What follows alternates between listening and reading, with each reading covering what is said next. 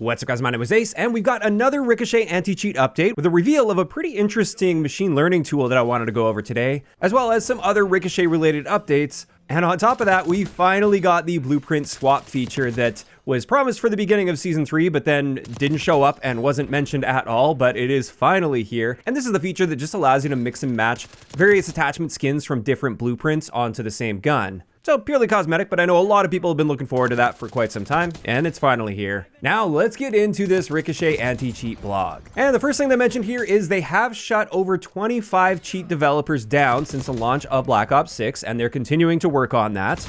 They've also stated they've disrupted 150 cheat resellers by either shutting them down entirely or just rendering their software ineffective. Although in that case, if they're rendering the software ineffective, it likely just means the cheat developers need to find a workaround, create an update for their cheat, and then they're just back up and running. They also mentioned they've been ramping up their efforts on brand new accounts and looking at them with a lot more scrutiny, since that's often what you'll see is when a cheater gets banned, they just create a new account and they're back to cheating again on that new account.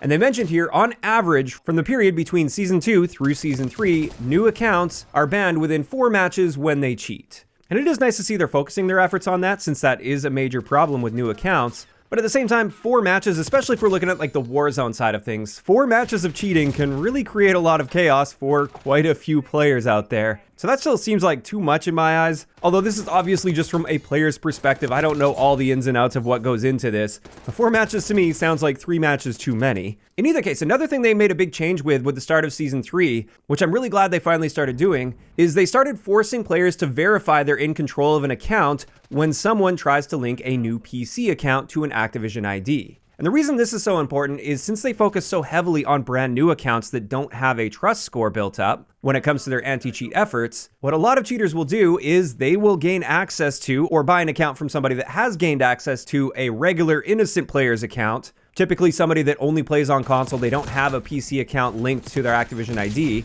They gain access to that account with a built-up trust score, and then they add their PC account and start cheating on it with that reduced scrutiny compared to brand new accounts. With this change though from Season 3, this makes this at least much more difficult or maybe even impossible for them to do this. And they've mentioned they've protected over 10,000 accounts that had potential suspicious account links, but were blocked by the new verification requirement.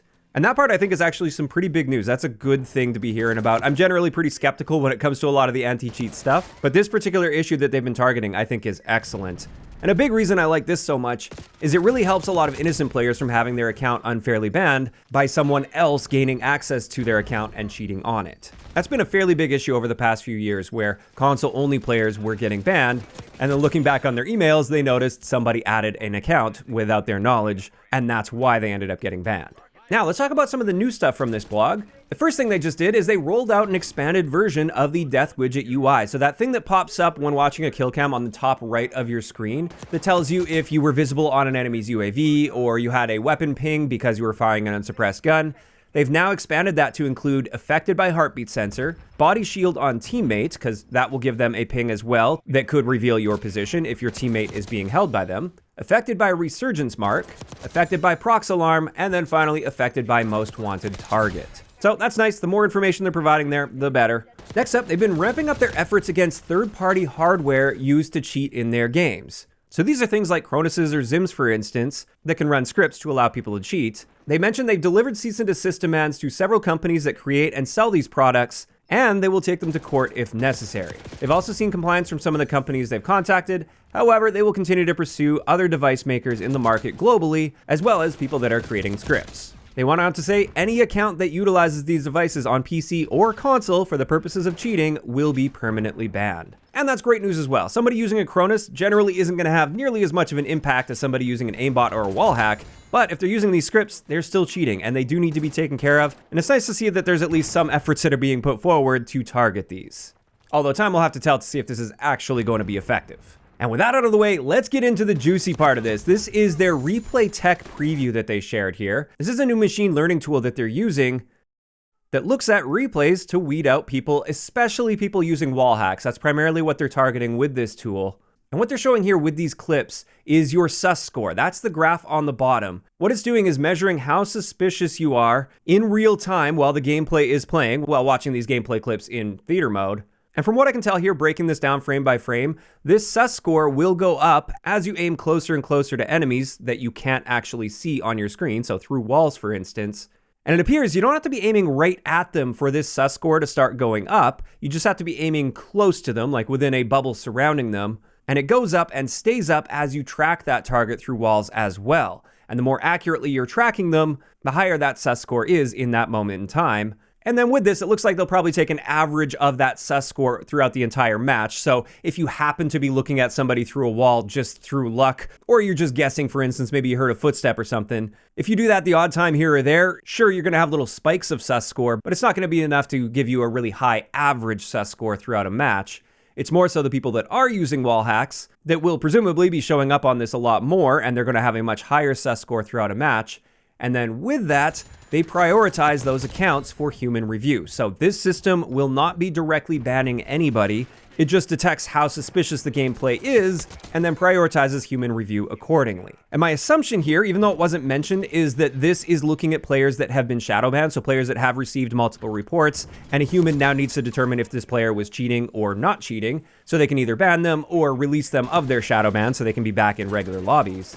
And when it comes to this, I think this is a really cool tool, and I'm curious to see where this goes in the future. This looks like it's still a pretty early iteration of this. It seems like it's probably fairly basic at this stage. Like I said, basically just tracking if you're looking at an enemy through a wall and for how long you're doing that, and then taking the average of that to see how suspicious you actually are. But it's things like this that I think are the future of anti-cheat. Once we see big improvements to this over time and future tools that work like this but target other areas, this is the kind of stuff that's going to be a lot harder to get around once this technology improves drastically. Now, as it is right now in its early stages, you could probably adjust your playstyle to a degree to get around this by just making sure that even though you see enemies through walls, you try not to center on those enemies and keep them on the edge of your screen until they actually are visible on your screen.